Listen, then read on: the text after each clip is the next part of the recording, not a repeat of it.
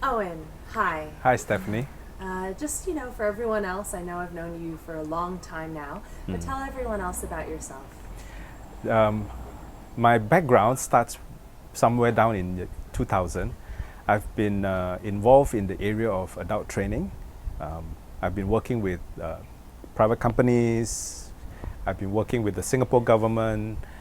We've developed training program, done the training itself. And for a period of time, I was also helping the Singapore government develop competency standards and competency maps to help lead industries into the future. That is the bulk of my work, and I focused a lot on the soft skills, the employability skills for individuals, for Singaporeans to gear themselves for the future. Yeah? That was the first part of my journey. And in the year 2010, that's when I stumbled upon meditation. Uh, Life took a big change for me. I was going through a lot of personal issues, and that's when I discovered the benefit of actually having a meditative quality into life. As much as I was doing a lot focusing on personal development, on helping an individual grow through training, through self-development, through mindset changes, I, I, I guess there was something missing from that. It was really like driving a car with just the two left wheels. With the discovery of meditation, as silly as it may sound, I was really looking at meditation as if it's a waste of time because you just need to have the right mindset and it's going to propel you forward. But it was when I discovered the amazing benefits of meditation that I found the two right wheels, and that allowed me to move forward faster, to steer the vehicle, to be able to, let's say, have a direction. It need not be straight ahead of me because now I can move the car around. Yeah? That for me was a breakthrough of sorts. In the last 4 5 years, I've been spending a lot more time holding space for people to have a chance to experience meditation, to rediscover themselves, and also for organizations to start looking at the possibility of bringing the esoteric into the business world.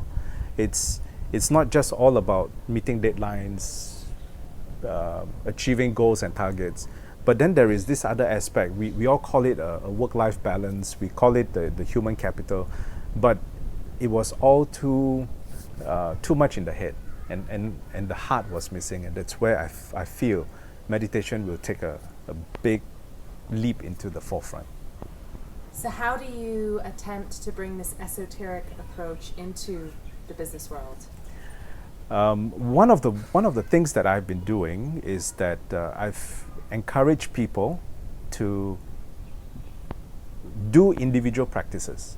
Yeah, that was the first foray that I did with my engagements previously. I was just trying to get people as much as possible to take 5 minutes, 10 minutes out of their workday, and hopefully from there they can build up a support group of sorts.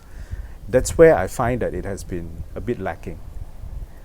I took some time to actually go back into some of the very, very basic theories and fundamentals of business. For example, in motivation theory, the XY theory, you're talking about two factors: the hygiene factor and the motivating factor. Yeah, and you got to give people a comfortable place to sit, to work.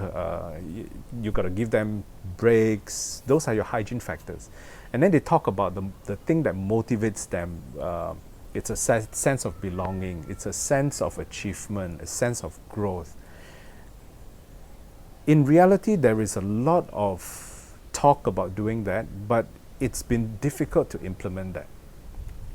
And in my presentation to organizations, in my conversations with business owners, with business managers, I'm challenging them to actually now look at the possibility that what's really missing is the real heart of it, the meditative space of it, coming from a centeredness.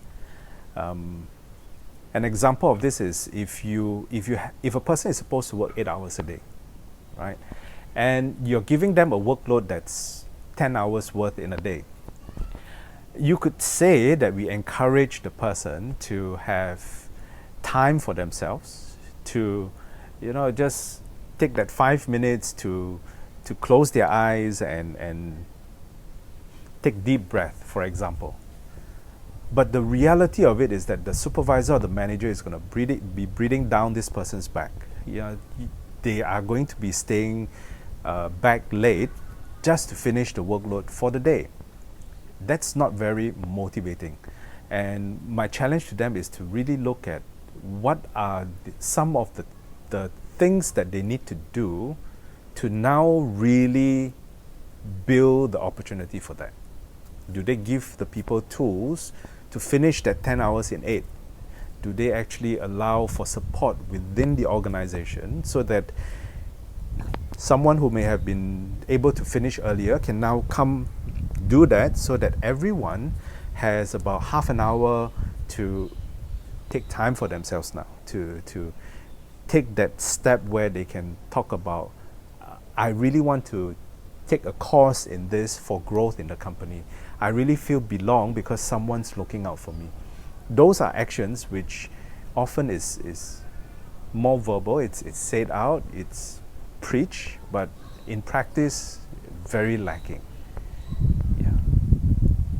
And are there any specific tools that you can think of at the top of the head that you wish to share with those at WPS of how to utilize that half hour? Yeah, I think the people who have been presenting in WPS, they come from really amazing angles, and if you are in the spiritual path, you're seeking something deeper. There's going to be so many wonderful speakers. For me, I think basically where I'm looking at is that I'm just looking at very simple practices. Like, for example, some simple breathing techniques, breathing to certain counts that can actually either calm you down or invigorate you because you're feeling tired, you need a burst of energy. Simple exercises like using speech or body movements to just help you bring everything down to a center in a matter of minutes. You don't have an hour to practice a full meditation technique at work, but if we do it correctly, we can always give the staff 5 or 10 minutes just with all these simple tools, maybe speaking in gibberish just to relax the mind, breathing in a way so that they invigorate before a meeting, using the body and using sounds to get them centered prior to a very important presentation. These are all things and tools that we can actually start looking at implementing in the workplace. To support that, we probably need to have a space in the room. We need to have an area where they are allowed to just go there and be crazy a little bit. It's not all about pen and paper. It's just that's the place where you go to and breathe, or go to and do your headstand if you can. We need to support them with space like that. Yeah. Is there anything else that you wish to say to those attending WPS? This is an amazing opportunity. This is the third WPS, and I'm really honored that I've given a chance to present this. In my presentation, there's going to be a lot more details of how we can look at certain theories like the Maslow's hierarchy or the Herzberg theory, and how that can actually incorporate in the various aspects of where the head is coming from and where the heart is coming from, and some practical tools and tips for both the person, the employee, as well as for the business owner, for the business manager, for people who are at the management side of things. So it seems like the company should be sharing this with all their employees from no matter Top or bottom, right? Yeah, hopefully. Oh, That's my mission. Yeah. okay. Well, is there anything else? That's it. Thank you, Stephanie, for your time. All right, Owen. Looking Yeah. forward to see you present at WPS. Thank you very much.